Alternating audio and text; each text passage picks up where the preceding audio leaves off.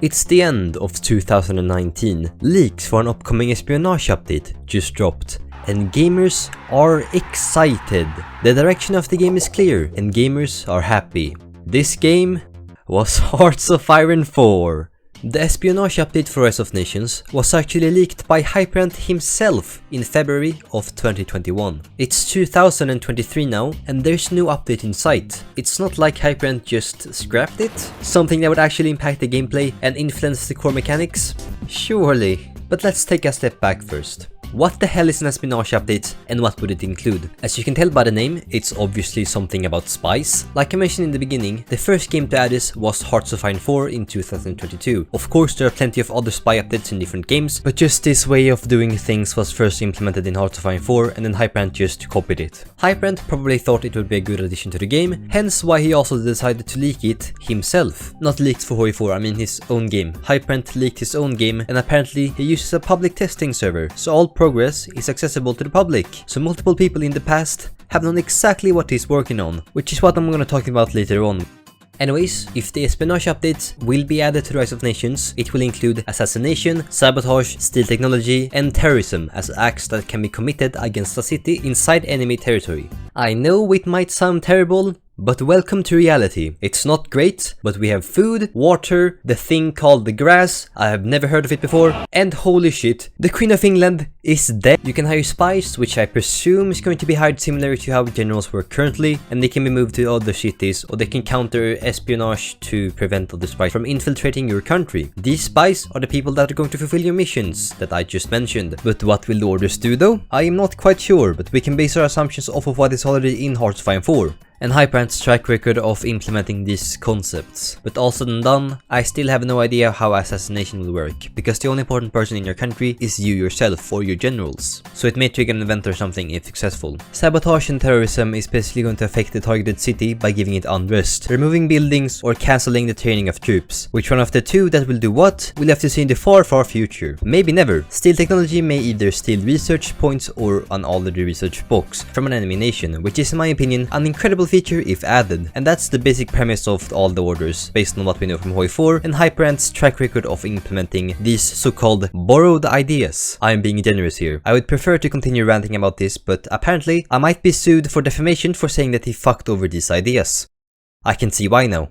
New buildings and such might also get added, but we can't know that for sure. But it seems very likely since the game really lacks a use for our money. All we can spend it on currently is either developing our cities or building our military. And that's why it's usually a good idea to make a plan for your games and future updates, so you know what you're working on and how to go forward. Otherwise you fall into these pest-infested game loops of repeating the same actions, which we currently have. That's one of the 3 steps you need to take when you can update a game. The planning. The players of Rise of Nations are of course very disappointed by the lack of updates, so it's understandable that there exists some type of irritation within the community. But that's also why it's important that we have to see this from Hyperant's viewpoint, so we don't come up with our own wild conclusions like him actually being an ant. He's a human, I think. If we just take a quick look at Hyperant's profile, we can quickly see why he barely updates Rise of Nations. It can be summarized in 3 words. Too many projects. Military Flight Simulator, Aeronautica, whatever this is, and so much more. Like, Jesus Christ, calm your pants! I've played these other games for a few hours, and yeah, you can feel he puts so much more passion into those, and no one can really blame you for that. Let the man enjoy what he wants. Aeronautica and those flight simulators may not be as popular as Rise of Nations, but it's his passion projects. He seems to treat Rise of Nations like his side business. My only gripe with this though is that there's no reason for him not to hire developers to ease his burdens. Sure, I get how he has too many projects and too many things going on, but like, hire other developers? I'm sure they would be glad to help and get this game on the front page, because it clearly has potential. The coding and designing is the second step before you update the game, so it's clearly important, and why he needs developers, because the planning has already been done by other developers within the space. It's also here where we can find a wild Hyperant in his natural habitat, slacking off real hard. Ever wondered why there's no border update for Asia, even though it took a few days for Europe? Yeah.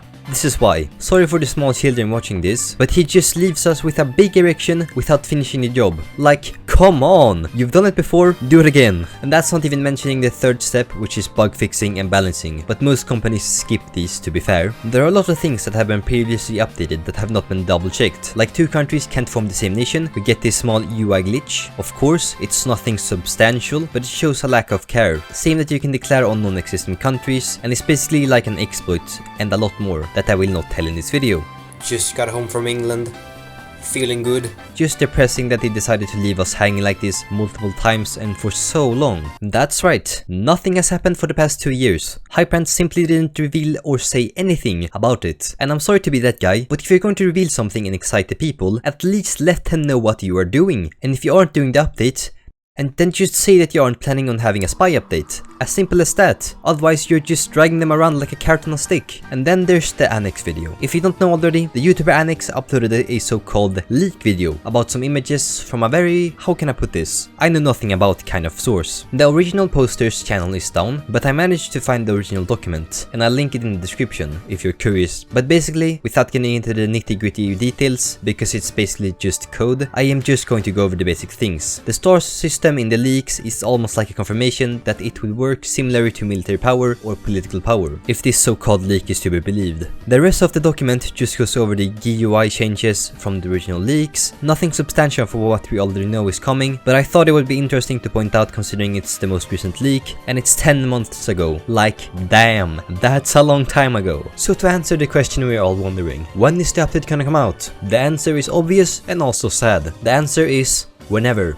The code and everything surrounding it is pretty much finished. He just needs to type a few more strings of code and then just click on upload. But he's currently busy on doing other updates and working on the projects and lying to our faces. We just need to motivate him and either make him hire developers or make him focus on Rise of Nations more. I am not going to sit on his face though, someone else can do that as a motivation booster, or just communicate with him. Which is why I bring you this important and shocking interview of Hyperant by Kesu that is dubious, probably fake, and 100% a thing. What is up, YouTube? I've decided to become the first ever one reaction YouTuber, and wanna start my career off by reacting to the best and only interview on Hyperant by Kesu. I've heard a lot of great things about this, like the Espionage release date and porn, but I was feeling disappointed by the lack of it in the beginning, which is why I am 25 seconds in. Anyways, let's just watch it. Hello everyone! Hello. As you can see here, Damn, this microphone is loud. So, what do you think is the best Rise of Nations YouTuber in your opinion? Are you yourself racist? No, I am not. I support all peoples and cultures and abuse. My name is Hyperant. I am the developer of Rise of Nations. We will find many different powers. You can form your own alliances. You can have peace packs. Let's just end it off there. I'm just okay. So, But where's the Espionage release I date? think that's Fuck yourself. okay, man. So I've been scrolling around this and then just went back to the beginning and I found out that he's been lying this entire time. Hopefully get it out in late February. It's July!